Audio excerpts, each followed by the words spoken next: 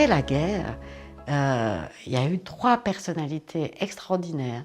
René Spitz, qui a beaucoup travaillé sur les orphelins petits, qui, dans des conditions d'hygiène parfaites et bien nourris, ne se développaient pas bien parce qu'ils n'avaient pas assez d'interaction face à face, œil à œil, avec un soignant.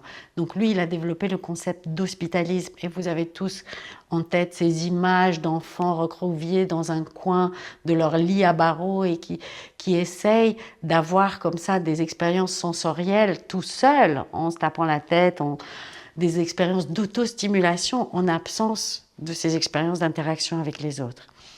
Il y a Winnicott qui fait vraiment des théorisations extraordinaires. Winnicott qui est un pédiatre et qui n'a pas d'enfants et qui observe beaucoup les enfants et les relations entre les mamans et les enfants.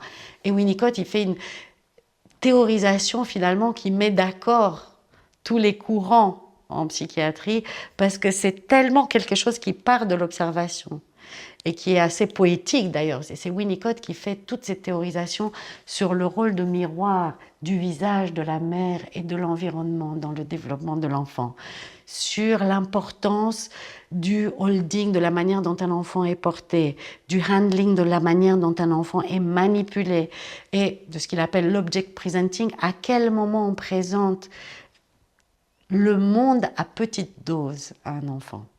La manière dont on peut s'accorder, s'ajuster dans la relation avec lui. Et John Bowlby s'intéresse beaucoup aux enfants qu'il voit dans ces foyers, toujours après la guerre, on est toujours à des orphelins un peu plus âgés. Et puis, ils se rendent compte, de manière un peu conjointe avec Winnicott, qu'il y a quelque chose d'incroyable dans les histoires de tous les délinquants. Il y a des expériences répétées de séparation et de perte. Et donc, il se rend compte que la séparation n'est pas une petite chose dans le développement de l'enfant. La séparation avec les figures qui le protègent, qui s'occupent de lui depuis le tout début de la vie, est quelque chose qui impacte beaucoup le développement psycho-affectif de l'enfant. Et une séparation avec une figure importante, une séparation trop longue pour un enfant qui n'a pas la possibilité de garder lui en tête, de maintenir vivante la représentation, la figure de cette personne et de la relation qu'il a avec lui, c'est quelque chose qui impacte beaucoup son développement, le développement de toutes ses compétences et le développement futur. Et finalement, Bowlby, qui est psychanalyste, qui connaît parfaitement la théorie des pulsions de Freud, qui a eu des patients en psychanalyse, eh bien, il s'intéresse aux enfants, à la séparation, et il dit que finalement, la proximité physique avec un adulte et le fait de se sentir en sécurité dès le début de la vie est quelque chose d'indispensable au développement de l'enfant. Il ne suffit pas de le nourrir, de le changer et de prendre soin de lui. Il faut que cet enfant se sente en sécurité.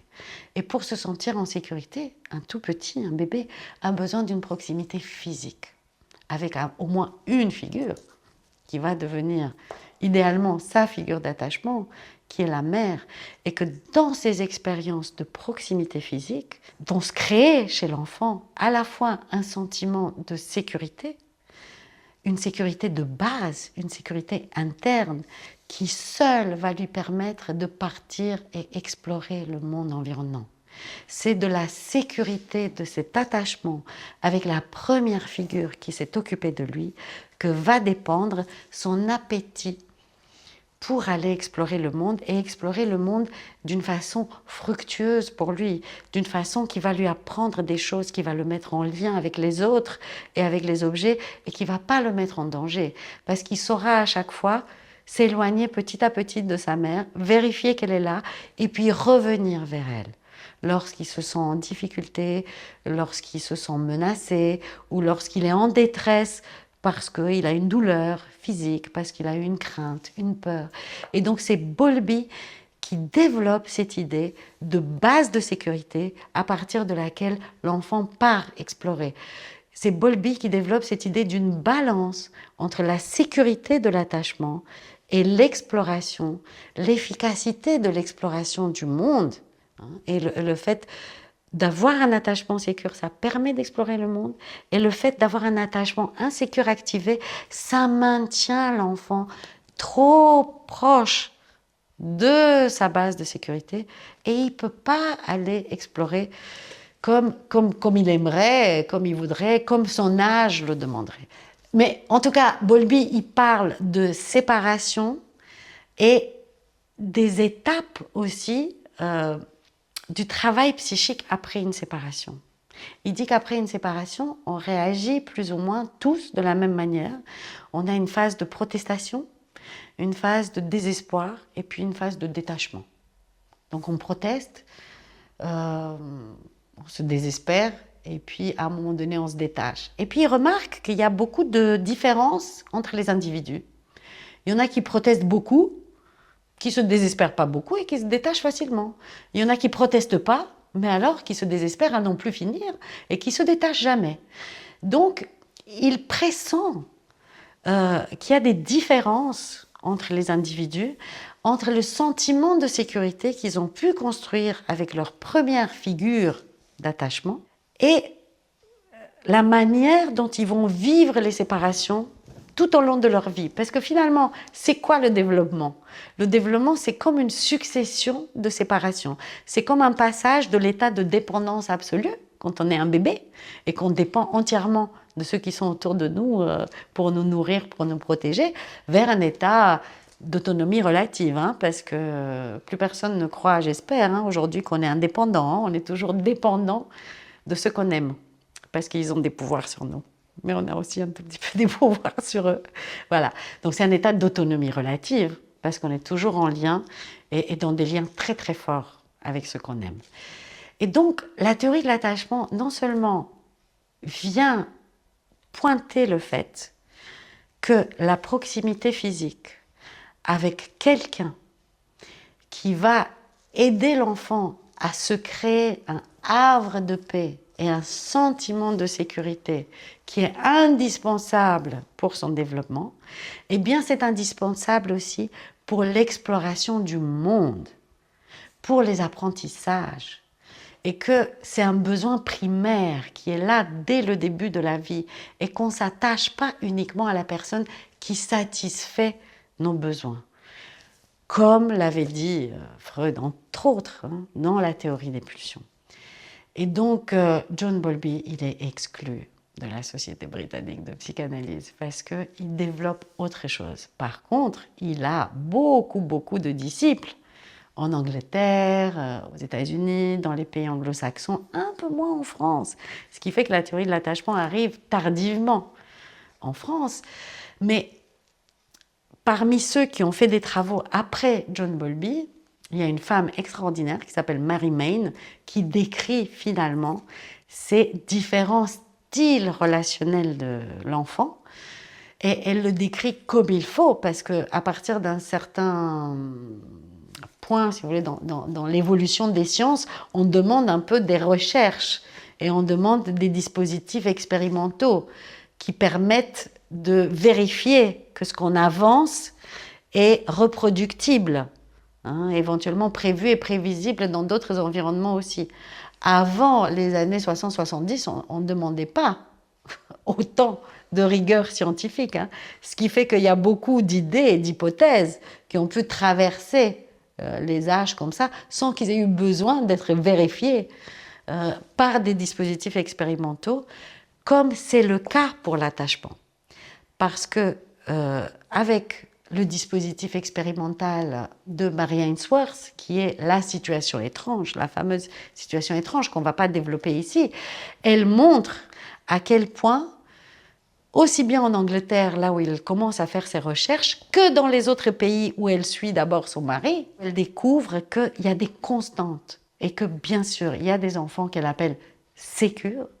Donc ces enfants sécures qui sont suffisamment tranquilles pour protester toujours.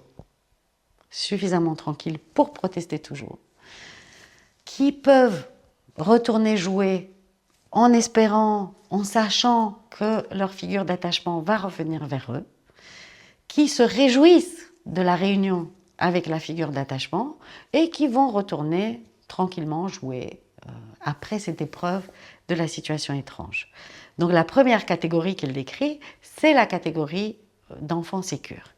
Et il faut vite rassurer tout le monde, 60 à 65% des enfants dans le monde, dans différents pays, sont des enfants sécures. Et il y a deux autres catégories d'attachements qu'il décrit, qui sont les attachements insécures. Les attachements insécures sont de deux types, grosso modo.